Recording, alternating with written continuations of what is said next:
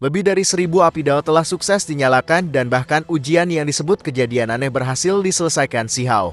Selanjutnya, karena Si Hao masih kekurangan bahan obat suci, untuk meningkatkan kekuatannya, Si Hao menyudahi latihannya dan pergi berburu harta.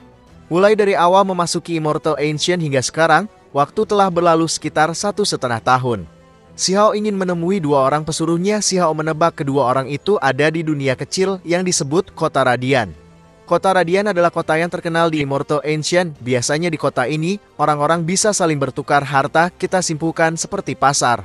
Dari beberapa informasi yang Si Hao dengar, ada seseorang yang mendapat buah dewa, yang memiliki keistimewaan bisa membuat ahli Divine Flame menerobos ke ranah dewa sejati secara langsung. Harga buah ini tentunya tidak ternilai, lupakan untuk membelinya, apalagi merebutnya. Tidak ada yang berani merebut barang yang ditemukan oleh bawahan pahlawan kuno. Sama seperti Si Hao, pahlawan kuno seperti Ning Chuan atau pewaris istana abadi, mereka semua memiliki bawahan yang bertugas mencarikan mereka obat dan harta berharga. Para pahlawan kuno itu akan fokus berkultivasi dan meningkatkan kekuatan, sedangkan bawahan mereka sibuk mencarikan bahan-bahan. Menyinggung bawahan mereka sama seperti melakukan perlawanan terhadap pahlawan kuno, maka dari itu jarang ada orang yang berani bertindak melawan. Di sisi lain, Lan Yichen dan Luo Dao sedang dalam buronan. Dikatakan Lan Yichen mendapatkan harta berupa Unicorn Octadik, sejenis daging yang memiliki peringkat nomor 1 di bawah surga. Begitu Si Hao mendengar kabar tersebut, Si Hao segera bergerak mencari Lan Yichen. Yang Si Hao pikirkan bukanlah khasiat dari daging tersebut, melainkan rasa nikmat jika ia bisa memakannya. Si Hao mencari Lan Yichen ke setiap sisi, mulai wilayah tempat berkumpulnya klan Nether hingga wilayah istana abadi. Sayangnya Si Hao tidak bertemu dengan anak kegelapan surgawi ataupun pewaris istana abadi. Yang ada di sana hanyalah kroconya saja. Meski begitu, Si Hao tidak datang dengan sia-sia. Di sini Si Hao merampok semua harta yang ada di markas musuhnya. Sesudah itu Si Hao bertemu dengan Luo Dao. Luo Dao dalam keadaan aman, tapi Lan Yichen ia dalam bahaya. Lan Yichen adalah orang yang membawa harta Unicorn Octadik tersebut, maka ia saat ini sedang dikejar oleh sekelompok orang. Lan Yichen saat ini sedang bersembunyi di sebuah pegunungan perak. Sebagaimana kekuatannya, Lan Yichen memanfaatkan logam di pegunungan ini untuk menghilangkan keberadaannya. Si Hao tiba di pegunungan tersebut. Ketika Si Hao ingin memasuki pegunungan, Si Hao dicegat oleh seseorang. Tapi Si Hao menerobosnya dengan cara membantai orang-orang yang menghalangi jalannya.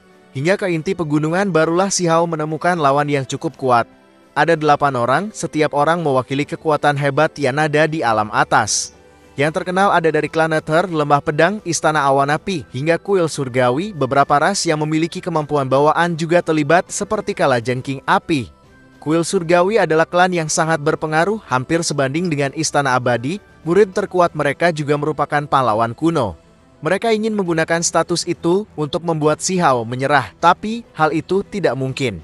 Tanpa banyak bicara lagi, Si Hao segera beraksi. Yang pertama menyerang adalah orang yang memiliki tanduk di kepalanya, namun orang itu juga yang pertama dikalahkan.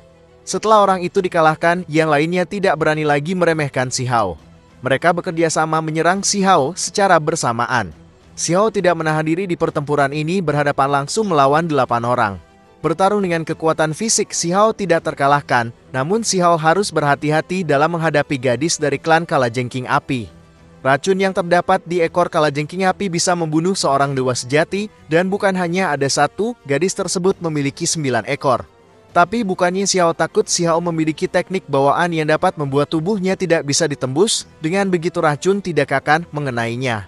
Pertempuran besar berlanjut, ke-8 orang tersebut melepaskan teknik bawaan mereka sendiri. Si Hao juga tidak kalah dalam teknik bawaan, mulai dari teknik reinkarnasi, Kun Feng, teknik Kaisar Petir, dilepaskan untuk membinasakan musuhnya satu persatu. Seperti biasa, setelah lelah karena pertarungan, Si Hao akan melakukan pesta makan besar. Tentunya yang dimasak Si Hao kali ini adalah lawannya yang baru saja terbunuh. Nah, di sini aja guys, untuk Si Yi dan Qin Hao mereka cuma muncul sebentar, muncul setelah pelatihan. Oke, ini saja. Terima kasih sudah menonton dan sampai jumpa.